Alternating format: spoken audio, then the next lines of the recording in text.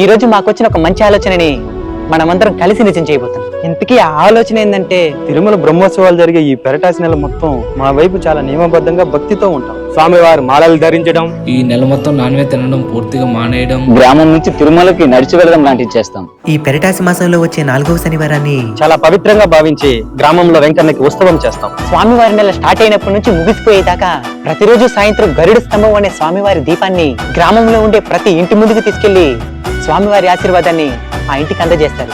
దానికి ప్రతిఫలంగా వాళ్ళు బియ్యం కావచ్చు, చిల్లర కావచ్చు, లేదా దీపపు నూనెని గాని స్వామివారికి సమర్పిస్తారు. ఇప్పుడు సమస్య ఏంటంటే, ప్రతిరోజు సాయంత్రం గరుడ స్తంభాన్ని ఇంటింటికి పిల్లలు తీసుకెళ్తారు. కానీ రాను రాను ఆ గరుడ స్తంభాన్ని తీసుకెళ్లడానికి పిల్లలు ఇంట్రెస్ట్ చూపించడం లేదు. ఈ సమస్యకు పరిష్కారంగానే ఎవరైతే గరుడ స్తంభాన్ని ఇంటింటికి తీసుకెళ్లే కార్యక్రమంలో పాల్గొంటారో వాళ్ళకి బహుమతులు ఇస్తామని ప్రకటించాం. దాంతో పాటు ఒక అటెండెన్స్ రిజిస్టర్ మెయింటైన్ చేసి ప్రతిరోజు హాజరు వేసి ఎవరికైతే ఎక్కువ అటెండెన్స్ ఉంటుందో వాళ్ళకి మరిన్ని బహుమతులు ఇస్తామని ప్రకటించాం. దాంతో దాదాపు 14 మంది పిల్లల దాకా ముందుకొచ్చి స్వామివారి గరుడ స్తంభ సేవలో చాలా భక్తిగా పాల్గొన్నారు.